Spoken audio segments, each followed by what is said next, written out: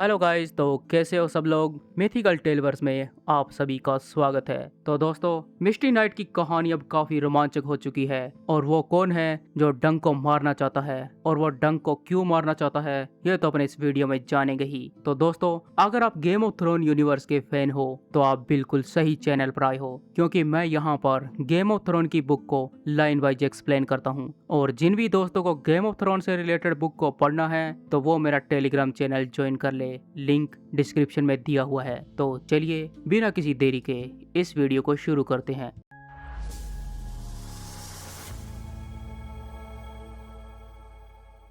जब John the Fiddler को ये पता चलता है कि ड्रैगन का अंडा किसी ने चुरा लिया है तो वो अपना घोड़ा को घुमाता है और कहता है, कहाँ है मेरा ड्रैगन का अंडा, यह कैसे मुमकिन है। लॉर्ड बटरवेल के गार्ड तो दिन रात पहरा देते हैं, तो ऐसे कैसे हो सकता है। तब लॉर्ड गॉर्मन पीक ने कहा, वो मारे गए, लेकिन एक सैनिक ने मरने से पहले अपने कातिल का नाम बता दिया था। तब डंक मन में सोचता है, क्या वो मुझ पर आरोप लगाने वाला है, क्योंकि कल रात मैंने लेडी बटरवेल को उसके पति के बिस्तर तक छोड़कर आया, तब दर्जन भर लोगों ने मुझे उस ड्रैगन के अंडे को छूते हुए देखा था। तभी लॉर्ड गवर्नमेंट पी की उंगली आरोप में उठती है और वह जोर से चिल्लाता है, वह रहा, उसे पकड़ लो, वह वेश्या का बेटा, उसे पकड़ लो। तो वही मैदान के दूसरी तरफ खड़े सर ग्लेंडन ने इस उलझन में ऊपर की ओर देखा। एक पल के लिए उसे कुछ भी समझ में नहीं आ रहा था कि यहाँ पर क्या चल रहा है। जब तक इस बात को वह समझ पाता तब तक कुछ सैनिक ग्लेंडन को चारों तरफ से घेर लेते हैं। फिर वह लड़का ग्लेंडन डंक की सोच से भी ज्यादा तेजी से आगे बढ़ता है। जब तक पहले आदमी ने अपना हाथ उस लड़के के गले पे डाला तब तक ग्लेंडन की तलवार म्यान से आधी बाहर निकल गई थी। ग्लेंडन बॉल ने उस सैनिक को झपट्टा मारकर दूर गिरा दिया और उस सैनिक की गिरफ्त से आजाद हो गया। लेकिन तब तक उसमें से दो सैनिक और आ गए और उन्होंने सर ग्लेंडन को पकड़कर कीचड़ में घसीटते हुए लॉर्ड गवर्नमेंट पीक की तरफ ले जाने लगे। बाकी सैनिक चीखते चिल्लाते हुए सर ग्लेंडन पर लात और घूंसों की बारिश करने लगे। तब डंक को एहसास हुआ कि ये मैं भी हो सकता था। अब डंक को वैसा ही बेबस और लाचार सा महसूस हो रहा था जैसा कि उसे एस्फोर्ड मीडो के मैदान में कभी हुआ था, जिस दिन उसे यह बताया गया था कि उसका एक हाथ और एक पैर काट लिया जाएगा। तब डंक आगे बढ़ने की कोशिश करता है, लेकिन एलिन ने उसे पीछे खींच लिया और कहा, अगर तुम अपने स्क्वायर एग को ढूंढना चाहते हो तो इस मामले से दूर ही रहो। तब डंक एलिन की तरफ मुड़ता है और उससे कहता है, तुम्हारा इस बात से क्या मतलब है। तब एलिन कहते हैं, मुझे पता है कि वह लड़का कहाँ पर मिल सकता है। अब डंक किसी भी हंसी मजाक के मूड में नहीं था। तब डंक कहता है, एग कहाँ पर मिलेगा। तो वही मैदान के दूसरी तरफ सर ग्लेंडन को बेरहमी से खींचकर उसके पैरों पर खड़ा किया गया और उसके दोनों हाथों को सैनिकों ने कसकर मजबूती से पकड़ लिया। सर ग्लेंडन कमर से लेकर टखने तक पूरी तरह से कीचड़ में भीगा हुआ था और उसके गालों पर खून और बारिश का पानी टपक रहा था। तब डंक मन में सोचता है, एक हीरो का खून। और तभी ब्लैक टॉम यानी कि टोमार्ड हेडल उस कैदी सर ग्लेंडन के सामने अपने घोड़े से नीचे उतरता है और जोर से चिल्लाकर कहता है, ड्रैगन का अंडा कहाँ पर है। सर ग्लेंडन के मुंह से खून टपक रहा था। तब ग्लेंडन अपने मुंह से खून को बाहर थूकते हुए कहता है, मैं भला ड्रैगन का अंडा क्यों चुराऊंगा, मैं तो बस उसे जीतने ही वाला था। तब डंक मन में सोचता है, उसकी ये हार ना मानने वाली बात को वो लोग कभी भी बर्दाश्त नहीं कर सकते। तब टोमार्ड हेडन ने ग्लेंडन के चेहरे पर एक जोरदार मुक्का मारा। फिर लॉर्ड गवर्नमेंट पीक ने कहा, उसके बैग की तलाशी लो और मैं ये शर्त लगाता हूँ कि वह ड्रैगन का अंडा उसके बैग में ही छुपाया हुआ मिलेगा। तब लॉर्ड एलिन ने कहा, और वह ऐसा ही करेंगे और उन्हें वह ड्रैगन का अंडा मिल भी जाएगा। अगर तुम अपने स्क्वायर एग को ढूंढना चाहते हो तो आओ मेरे साथ चलो, अभी इससे बेहतर समय कभी भी नहीं मिलेगा, क्योंकि वो सब लोग अभी ग्लेंडन के साथ में व्यस्त है। अब एलिन वहां से डंक के जवाब का इंतजार किए बिना ही वहां से चल पड़ा। अब डंक के पास में कोई और चारा नहीं बचा तो डंक भी उसके पीछे पीछे चल दिया। 3 या 4 कदम में ही डंक लॉर्ड एलिन के बराबर पहुंच गया और कहा, अगर तुमने एग को कोई नुकसान पहुंचाया। तब एलिन डंक की बात को बीच में ही काटते हुए कहता है, मुझे लड़के पसंद नहीं, अब ज्यादा सावधानी के साथ में इस तरफ चलो। एक घुमावदार रास्ते से होकर कीचड़ भरी सीढ़ियों से नीचे उतरते हुए एक कोने को पार करते हुए वो निकले। डंक एलिन के पीछे पीछे बारिश के बने हुए गड्ढों पर छप छप करता हुआ उसके पीछे चल रहा था। वह दीवारों के पास परछाइयों में से छुपते हुए अंत में एक बंद आंगन में पहुंचे, जहां पर फर्श के पत्थर चिकने और फिसलन भरे थे। हर तरफ की इमारतें एक दूसरे के साथ में सटी हुई थी और ऊपर की सारी खिड़कियां लगभग बंद थी और इस यार्ड के अंदर एक बड़ा कुआं बना हुआ था। जिसके चारों ओर एक पत्थर की बनी हुई दीवार थी। अब डंक मन में सोचता है, एक सुनसान जगह और यहाँ का माहौल कुछ ठीक नहीं लग रहा। फिर डंक अपनी पुरानी आदत के कारण अपना हाथ अपनी तलवार की म्यान की तरफ ले गया, लेकिन उसे याद आया कि उसकी तलवार तो सर उथोर ने जीत ली है। और जैसे ही डंक ने अपनी कमर पर हाथ घुमाया जहाँ पर म्यान होनी चाहिए थी, तभी उसके पीठ के निचले हिस्से पर एक चाकू की नोक चुभने लगी। तब एलिन कहता है, अगर मेरी तरफ मुड़ने की कोशिश की तो मैं तुम्हारी किडनी को काट कर लॉर्ड बटरवेल के रसोइयों को दावत के लिए तलने के लिए दे दूंगा। अब डंक की जैकेट के पीछे चाकू और भी ज्यादा तेजी से चुभने लगा और फिर एलिन कहता है, कुएं की तरफ चलो और कोई भी चालाकी करने की कोशिश भी मत करना सर। तब डंक मन में सोचता है, अगर इसने एग को कुएं में फेंक दिया है तो उसे बचाने के लिए यह छोटा सा खिलौना जैसा चाकू भी कम पड़ जाएगा। और डंक अब धीरे धीरे कुएं की तरफ बढ़ रहा था और डंक के अंदर ही अंदर गुस्सा भी बढ़ता जा रहा था। तभी अचानक से वह चाकू डंक की पीठ से एकदम से हट गया और एलिन कहता है, अब तुम मेरी तरफ घूम सकते हो सर और मेरा सामना कर सकते हो। तब डंक एलिन की तरफ घूम जाता है और कहता है, माय लॉर्ड, क्या यह सब उस ड्रैगन के अंडे के बारे में है? तब एलिन कहता है, नहीं, यह उस ड्रैगन के बारे में है। तुम्हें क्या लगा था कि मैं ऐसे चुपचाप खड़ा रहूंगा और तुम्हें उसे चुराने दूंगा? फिर एलिन ने मुंह बनाया और आगे कहा, मुझे पता होना चाहिए था कि उस कमबख्त उथोर पर भरोसा नहीं करना चाहिए था कि वह तुम्हें मार देगा। मैं उससे अपना एक एक सोने का सिक्का वापस ले लूंगा। तब डंक मन में सोचता है, यह मोटा पीला सा दिखने वाला खुशबू लगाने वाला लॉर्ड, क्या यही मेरा गुप्त दुश्मन है? अब डंक को कुछ भी समझ में नहीं आ रहा था कि इस बात पर वो हंसे या रोए। तब डंक कहता है, सर उथोर ने तो अपनी मेहनत से वह सोना जीता है, बस मेरा सिर ही थोड़ा कठोर है और कुछ भी नहीं। तब एलिन कहता है, ऐसा ही लगता है, तुम्हारा दिमाग खराब है, अब तुम पीछे हटो। फिर डंक एक कदम पीछे की तरफ खिसक जाता है। तब एलिन कहता है, और पीछे, एक और कदम पीछे। डंक तब तक पीछे हटता रहा जब तक कि कुएं की दीवार उसके पीठ पर चुभने लगी। और फिर एलिन कहता है, तुम उस कुएं के किनारे पर बैठ जाओ। तुम्हें नहाने से डर तो नहीं लगता सर? वैसे भी तुम बारिश में भीगे हुए हो, तब और इससे ज्यादा क्या ही भीगोगे। तब डंक ने अपना हाथ दीवार के ऊपर रखा तो वहाँ के पत्थर गीले थे और डंक की हथेली की दबाव से एक पत्थर अपनी जगह से हिल गया। और फिर डंक कहता है, मुझे तैरना नहीं आता सर। तब एलिन कहता है, यह कितने अफसोस की बात है, अब तुम खुद कुएं में कूदोगे या फिर तुम्हें चाकू चुभाना पड़ेगा। तब डंक उस कुएं के अंदर देखता है और उसे बारिश की बूंदें लगभग 20 फुट गहरी गिरती हुई दिखाई दी और उस कुएं की दीवार काई और कीचड़ से ढकी हुई थी। और फिर डंक कहता है, मैंने तुम्हें कभी कोई नुकसान नहीं पहुंचाया और मैंने तुम्हारा क्या बिगाड़ा है? तब एलिन कहता है, और तुम कभी नुकसान पहुंचा भी नहीं सकते क्योंकि डेमन मेरा है। मैं ही उसके किंग्स गार्ड को कमांड करूंगा और लॉर्ड कमांडर बनूंगा। तुम उस किंग्स गार्ड के व्हाइट क्लो के लायक नहीं हो। तब डंक कहता है, मैंने कभी भी यह दावा नहीं किया कि मैं किंग्स गार्ड बनना चाहता हूँ। और फिर डंक के मन में डेमन नाम जोर से गूंजने लगा। फिर डंक मन में सोचता है, जॉन द फिडलर नहीं, वह तो डेमन है, अपने पिता के नाम पर। फिर डंक कहता है, डेमन ब्लैकफायर के तो 7 बेटे थे, लेकिन रेड ग्रास फील्ड की लड़ाई में उसके 2 जुड़वा बेटे मारे गए। तब एलिन कहता है, एमोन और एगोन तुम्हारी तरह बेचारे बेवकूफ। जब हम छोटे थे तब उन शैतान बच्चों को, मुझे और फिडलर को परेशान करने में बहुत मजा आता था। जब ब्रिटिश स्टील को देश निकाला दे दिया गया तो वो जॉन द फिडलर को अपने साथ में ले गया। तब मैं बहुत रोया था और जब लॉर्ड गॉर्डन पीक ने मुझे बताया कि वह घर वापस आ रहा है तो एक बार फिर से मैं बहुत रोया। लेकिन फिर जब जॉन द फिडलर ने तुम्हें उस सड़क पर देखा तो वो मुझे ऐसे भूल गया जैसे मेरा कोई वजूद नहीं है। एलिन ने धमकी देते हुए अपना खंजर आगे किया और कहा, तुम जैसे हो वैसे ही पानी में गिरना चाहोगे या फिर लहूलुहान होकर? बोलो तुम कौन सा चुनोगे? तब डंक ने कुएं के उस ढीले पत्थर को जोर से पकड़ लिया, लेकिन वह पत्थर डंक की उम्मीद से ज्यादा मजबूती से चिपका हुआ था। उससे पहले कि डंक उस पत्थर को खींचकर बाहर निकाल पाता, उससे पहले ही सर एलिन ने डंक पर एक जोरदार हमला कर दिया। डंक के किनारे की तरफ घुमा तो उस खंजर की नोक डंक के ढाल पकड़ने वाले हाथ के मांस को चीरती हुई निकल गई और तब तक वह पत्थर बाहर निकल गया। और फिर डंक ने उस पत्थर से एलिन के मुंह पर एक जोरदार वार किया। डंक को एहसास हुआ कि इस वार ने एलिन के कई दांत तोड़ दिए। फिर डंक कहता है, तुम्हें कुआं चाहिए था ना, है ना? और फिर एक बार फिर से डंक ने लॉर्ड एलिन के मुंह पर मारा।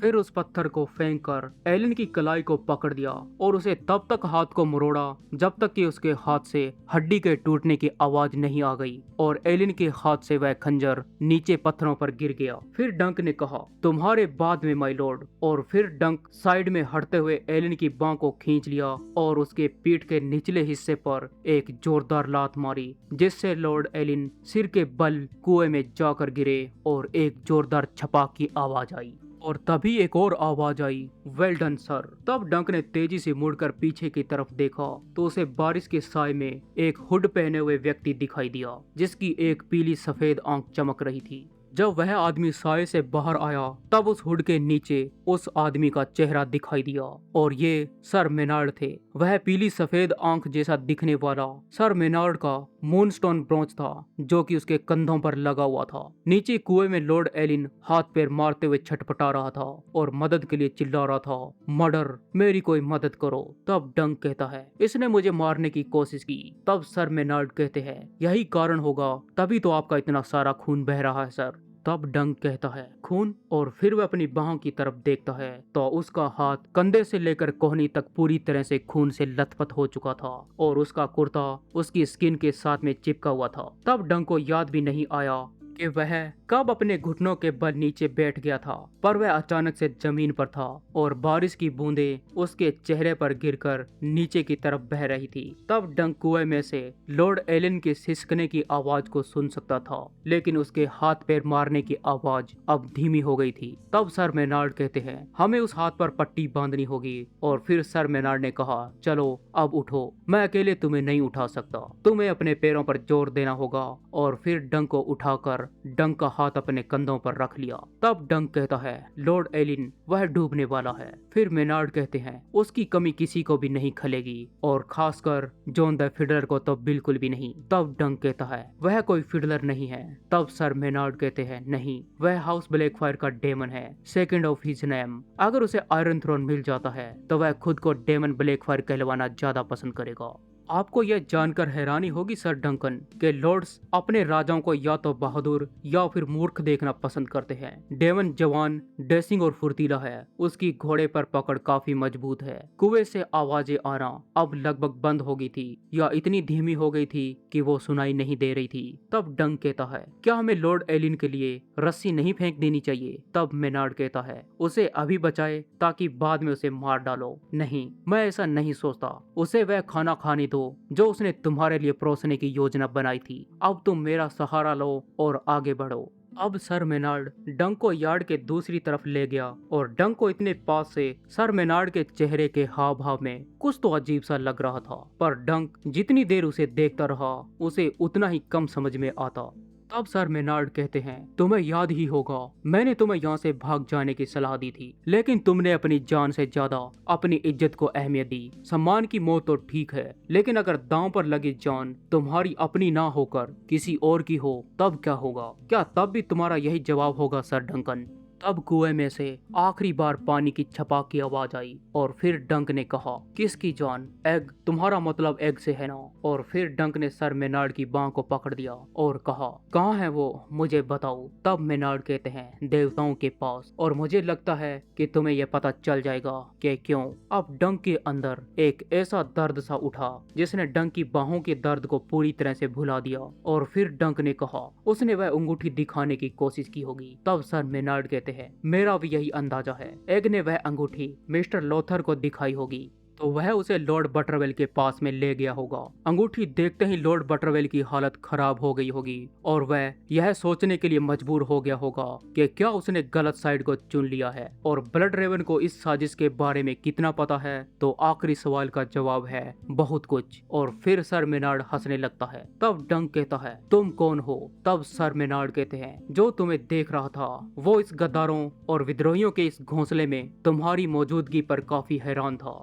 अब तुम तब तक चुप रहो जब तक कि हम तुम्हारा इलाज नहीं कर देते। डंक और सर मेनार्ड अंधेरे में छुपते हुए डंक के छोटे से तंबू में पहुंच गए। तंबू के अंदर पहुंचने के बाद सर मेनार्ड ने आग जलाई और एक कटोरे में वाइन भरी और उसे उबलने के लिए आग पर रख दिया। फिर सर मेनार्ड कहते हैं, शुक्र करो कि यह एक साफ कट है और ये तुम्हारा तलवार चलाने वाला हाथ भी नहीं है। फिर सर मेनार्ड ने खून से सने हुए कुर्ते की आस्तीन को काटते हुए कहता है, जख्म काफी गहरा है पर लगता है कि खंजर हड्डी तक नहीं पहुंचा। फिर भी हमें इसे अच्छे से साफ करना पड़ेगा वरना तुम अपना हाथ खो सकते हो। अब डंक का मन घबरा रहा था और उसके पेट में मरोड़ आ रहे थे और ऐसे लग रहा था कि उसे किसी भी पल उल्टी आ सकती है। तब डंक कहता है, डजंट मैटर कि मेरा हाथ हो या नहीं, अगर एक मर गया तो।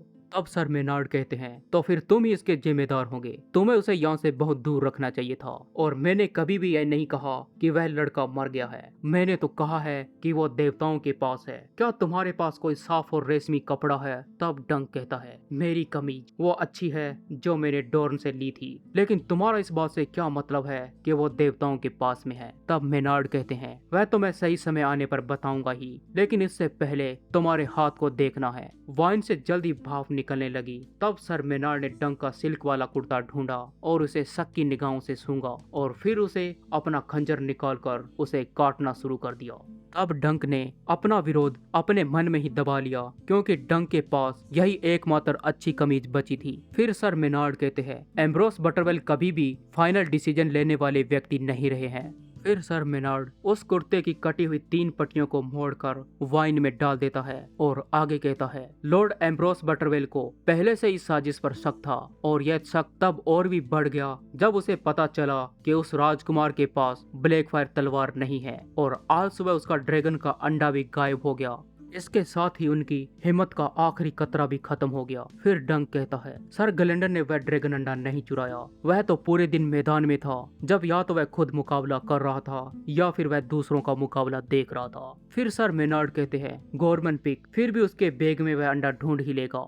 फिर सर मेनार्ड ने चमड़े का दस्ताना पहना और कहा, चिल्लाने की कोशिश भी मत करना। और फिर उसने उबलती शराब में से रेशम की पट्टियां निकाली और जख्म को अच्छे से साफ करना शुरू कर दिया। डंक चिल्लाया नहीं, लेकिन उसने अपने दांत को जोर से भींच लिया और अपनी जीभ दबा ली। अपनी जांघ पर इतना जोर से मुक्का मारा कि वहां पर नील पड़ गई, लेकिन डंक चिल्लाया नहीं। फिर मेनार्ड ने डंक के घाव को अच्छे से बांध दिया और कहा, अब तुम्हें कैसा लग रहा है? फिर डंक कहता है, बहुत ही बुरा, पर एक कहां पर है? तब सर मेनार्ड कहते हैं, मैंने कहा तो है वह देवताओं के पास है। तब डंक ने मेनार्ड का गला अपने हाथों से जोर से पकड़ लिया और कहा, साफ साफ कहो, मैं तुम्हारे इन इशारों और पहेलियों से तंग आ चुका हूँ। मुझे बताओ कि वह एक कहां पर मिलेगा, वरना मैं तुम्हारी गर्दन को मरोड़ दूंगा और फिर तुम चाहे मेरे दोस्त हो या नहीं। तब सर मेनार्ड कहते हैं, वह सेप्ट में है और बेहतर होगा कि तुम अपने हथियार लेकर जाओ। और फिर मेनार्ड धीरे से मुस्कुराने लगते हैं और कहते हैं, क्या यह तुम्हारे लिए काफी होगा सर डंकन? डंक अपने तंबू से बाहर निकला तो उसका पहला पड़ाव सर उथोर का तंबू था। जब डंक सर उथोर के तंबू के अंदर गया तो उसे वहां पर सर उथोर का स्क्वायर विल मिला, जो कि अपने मालिक के कपड़े को धो रहा था। तब विल कहता है, तुम फिर से आ गए सर, तुम्हें अब क्या चाहिए? सर उथोर तो अभी दावत में गए हुए हैं। तब डंक कहता है, मुझे मेरी तलवार और ढाल चाहिए। तब विल कहता है, क्या तुम इसके लिए फिरौती लेके आए हो? तब डंक कहता है, नहीं, पर मुझे तलवार और ढाल की जरूरत है। तब विल कहता है, तो फिर मैं तुम्हें तुम्हारे हथियार क्यों ले जाने दूं?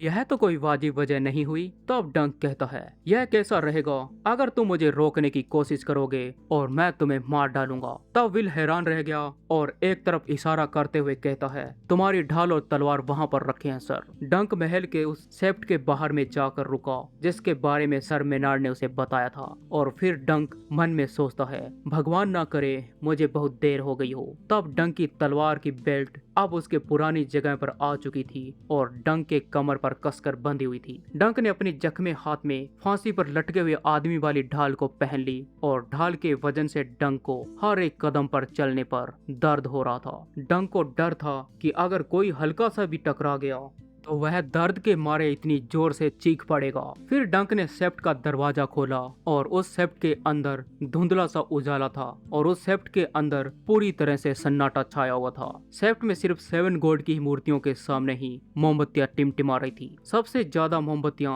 द वॉरियर की मूर्ति के सामने जल रही थी, जैसा कि किसी भी टूर्नामेंट के दौरान यह उम्मीद की जा सकती है, क्योंकि लगभग सभी योद्धा मैदान में उतरने से पहले द वॉरियर से शक्ति और साहस के लिए प्रार्थना करने के लिए उनके सामने आते हैं। तो वहीं पर सेप्ट में एक कोने में द स्ट्रेंजर यानी कि मृत्यु के देवता की मूर्ति थी, अंधेरे में छुपी हुई, और उसके सामने सिर्फ एक मोमबत्ती जल रही थी। द मदर और द फादर की मूर्तियों के सामने दर्जनों मोमबत्तियां जल रही थी, जबकि द स्मिथ और द मेडन की मूर्तियों के सामने थोड़ी कम मोमबत्तियां जल रही थी। द क्राउन यानी कि ज्ञान के देवता की चमकती हुई लालटेन के नीचे लॉर्ड बटरवेल अपने घुटने के बल बैठकर प्रार्थना कर रहे थे। लॉर्ड एम्ब्रोस बटरवेल वहां पर अकेले नहीं थे। जैसे ही डंक उसकी ओर बढ़ने लगा तो तुरंत ही दो सैनिकों ने डंक का रास्ता रोक लिया और उन दोनों सैनिकों ने हाउस बटरवेल के हरे, सफेद और पीले रंग की धारियों वाले कुर्ते के ऊपर कवच को पहन रखा था। तब उनमें से एक सैनिक ने कहा, रुकिए सर, आपका यहाँ पर कोई काम नहीं है। और तभी एक आवाज आती है, हाँ उनका काम है और मैंने तुम्हें चेतावनी दी थी कि वो मुझे ढूंढ लेगा। और ये आवाज किसी और की नहीं बल्कि एग की थी। एग द फादर की मूर्ति के साय से बाहर निकल के आया तो एग का मुंडा हुआ सिर मोमबत्तियों की रोशनी में लाल चमक रहा था। तब डंक का मन किया कि वह एग की तरफ दौड़कर जाए और उसे अपने गले से लगा ले और खुशी के मारे जोर से चिल्लाए, लेकिन एग की आवाज में कुछ तो ऐसा था जिसे डंक को हिचकिचाने के लिए मजबूर कर दिया। एग डरने के बजाय ज्यादा गुस्से में लग रहा था और डंक ने उसे इतना गुस्से और इतना सख्त पहले कभी नहीं देखा था। तो वहाँ पर दूसरी तरफ लॉर्ड बटरवेल अपने घुटने पर बैठे थे। यहाँ पर कुछ तो अजीब है। एम्ब्रोस बटरवेल अब खड़े हो जाते हैं और मोमबत्तियों की धीमी रोशनी में उसका चेहरा पीला और उसका शरीर पसीने से तरबतर दिखाई दे रहा था। फिर लॉर्ड एम्ब्रोस बटरवेल ने अपने गार्ड सैनिकों से कहा, उसे अंदर आने दो। और फिर डंक को अपने पास बुलाया और कहा, मैंने इस लड़के को कोई भी नुकसान नहीं पहुंचाया है। मैं उसके पिता मेकार को अच्छी तरह से जानता हूँ। जब मैं हैंड ऑफ द किंग था, प्रिंस मेकार को यह पता होना चाहिए था कि इसमें मेरा कुछ भी आइडिया नहीं है। तब डंक कहता है, मैं तुमसे वादा करता हूँ कि ये सब प्रिंस मेकार को पता चल जाएगा कि आखिरकार यहाँ पर ये सब क्या हो रहा है। तब लॉर्ड बटरवेल कहता है, गवर्नमेंट पीक, यह सब उसी का ही किया धरा है। मैं द सेवन गॉड की कसम खाता हूँ, अगर मैं झूठ बोल रहा हूँ तो सेवन गॉड मुझे मार दे। फिर लॉर्ड एम्ब्रेस बटरवेल अपना हाथ एक मूर्ति पर रखता है और आगे कहता है, गवर्नमेंट पीक ने मुझे बताया था कि यहाँ पर किसे बुलाना है और किसे नहीं, और वो ही है जो इस प्रिटेंडर ढोंगी लड़के को यहाँ पर लेके आया है। मैं कभी भी किसी गद्दारी और राजद्रोह का हिस्सा नहीं बनना चाहता था। आप मेरी बात पर यकीन करो। टॉम हेडल ने मुझे इसके लिए उकसाया था और मैं इसके लिए इनकार नहीं कर रहा, क्योंकि वह मेरा दामाद है, मेरी सबसे बड़ी बेटी का पति है और मैं तुमसे झूठ नहीं बोलूंगा, वह भी इस साजिश में शामिल है। तब एक कहता है, टोमार्ड हेडल, वह तो आपका चैंपियन है, अगर वह इसमें शामिल है तो तुम भी इसमें शामिल हो। डंक चिल्लाना चाहता था, तुम चुप रहो, तुम्हारी यह बेलगाम जुबान किसी दिन हम दोनों को मरवा देगी। लेकिन लॉर्ड बटरवेल तो जैसे कांप उठे तो डंक चुप रहता है। तब लॉर्ड बटरवेल ने कहा, ब्लैक टॉम मेरी पूरी सेना को कमांड करता है और वह उसका सेनापति है। तब एक कहता है, तो आपके पास कुछ वफादार सैनिक तो होंगे ही। तब लॉर्ड बटरवेल अपने उन दोनों गार्ड की ओर इशारा करते हुए कहते हैं, ये वो आदमी है और कुछ और भी सैनिक है। मैं मानता हूँ कि मैंने ही ढिलाई बरती है, लेकिन मैं कभी भी गद्दार नहीं रहा। लॉर्ड फरे और मुझे लॉर्ड गवर्नमेंट पीक के उस ढोंगी लड़के पर शुरू से ही शक था, लेकिन उसके पास खानदानी ब्लैकफायर तलवार नहीं है। अगर वह अपने पिता का असली बेटा होता तो बीटर स्टील ने उसे वह ब्लैकफायर तलवार जरूर दी होती। ड्रैगन के बारे में ये सब बातें, ये सब पागलपन है, सरासर बेवकूफी है। फिर लॉर्ड बटरवेल ने अपनी आस्तीन से अपने चेहरे का पसीना पोंछा और कहा, और अब ये ड्रैगन का अंडा भी ले गए। वह ड्रैगन का अंडा जो मेरे दादाजी को वफादारी के इनाम के रूप में खुद राजा एगोन द फोर्थ ने दिया था। आज सुबह जब मैं सोकर उठा तो वह ड्रैगन का अंडा वहीं पर था और मेरे लॉयल सैनिक कसम खाते हैं कि मेरे बेडरूम में कोई भी नहीं आया। पर हो सकता है कि लॉर्ड गवर्नमेंट पीक ने उन्हें खरीद लिया होगा, यह मैं पक्के तौर पर नहीं कह सकता। पर ड्रैगन का अंडा गायब है, वह पक्का उन्हीं के पास होगा, वरना। अब डंक अपने मन में सोचता है कि वरना ड्रैगन उस अंडे से बाहर निकल आएगा। अगर वेस्टरोस में फिर से कोई जिंदा ड्रैगन दिखाई दिया तो लॉर्ड्स और आम जनता उस राजकुमार के पीछे चले जाएंगे जो उस ड्रैगन पर दावा करेगा। फिर डंक कहता है, माय लॉर्ड, अगर आपकी इजाजत हो तो मैं अपने स्क्वायर से एक बात करना चाहता हूँ। फिर लॉर्ड बटरवेल कहते हैं, जैसा आप कहो सर, और वह फिर से अपने घुटनों पर प्रार्थना करने के लिए बैठ गया। अब डंक एक को एक तरफ ले गया और उसके आमने सामने बात करने के लिए अपने घुटनों के बल नीचे बैठ गया। और फिर डंक कहता है, मैं तुम्हारे कान के नीचे इतनी जोर से थप्पड़ मारूंगा कि तुम्हारा सिर पीछे की तरफ घूम जाएगा। मैं तुम्हें छोड़ दूंगा और तुम अपनी बाकी की जिंदगी वहीं पर बिताओगे जहां से तुम आए हो। तब एक कहता है, तुम्हें ऐसा ही करना चाहिए सर, और मुझे माफ कर दीजिए, मैं तो बस अपने पिता को एक रेवन से संदेश भेजना चाहता था ताकि मैं एक नाइट बना रह सकूं। एग की नीयत साफ थी। फिर डंक ने प्रार्थना कर रहे लॉर्ड बटरवेल की तरफ देखा और एग से कहा, तुमने इसके साथ में क्या किया है? तब एग कहता है, मैंने उसे डरा दिया सर। तब डंक कहता है, हाँ वो तो दिख ही रहा है। रात खत्म होने से पहले लॉर्ड बटरवेल के घुटनों पर रगड़ के निशान पड़ जाएंगे। फिर एग कहता है, मुझे कुछ भी समझ में नहीं आ रहा था कि मैं क्या करूं सर। जैसे ही मैंने मेरे पिता की अंगूठी मिस्टर लोथार को दिखाई तो वो मुझे इसके पास ले आए, लॉर्ड बटरवेल और लॉर्ड फ्रे के पास। वहाँ पर कुछ और भी गार्ड थे और वो सब लोग परेशान थे क्योंकि किसी ने ड्रैगन का अंडा चुरा लिया था। तब डंक कहता है, मैं तुमसे उम्मीद करता हूँ कि तुमने वह ड्रैगन का अंडा नहीं चुराया। फिर एग ने अपना सिर हिलाया और कहा, नहीं सर, मैंने उसे नहीं चुराया। जब मैंने वो अंगूठी मिस्टर लोथार को दिखाई तो मुझे लगा था कि मैं मुश्किल में हूँ और फिर मैंने सोचा कि मैं यह कह दूंगा कि मैंने इस अंगूठी को चुराया है, लेकिन मुझे यह नहीं लगा था कि ये लोग मुझ पर यकीन करेंगे। फिर मुझे याद आया कि एक बार मैंने अपने पिता को लॉर्ड ब्लड रेवन से किसी बात पर यह कहते हुए सुना था कि डरने के बजाय डरावना होना ज्यादा बेहतर होता है।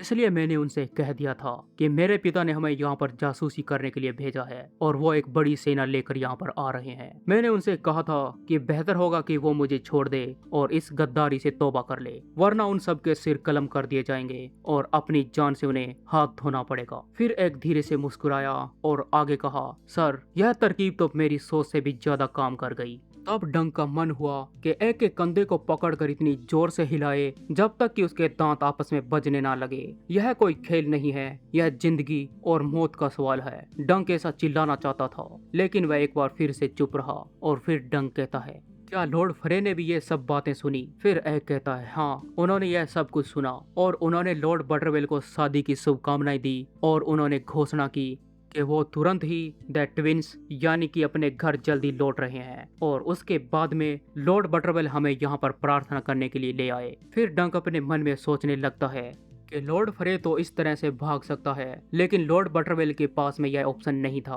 और फिर डंक कहता है, लॉर्ड फ्रे को आज नहीं तो कल यह सोचकर हैरानी होगी कि प्रिंस मेकार और उसकी सेना अभी तक यहाँ पर क्यों नहीं पहुंची। अगर लॉर्ड गवर्नमेंट पिक को यह पता चल गया कि तुम यहाँ पर इस किले में हो तो। और तभी उस सेप्ट का बाहर का दरवाजा एक जोरदार धड़ाम की आवाज के साथ खुला।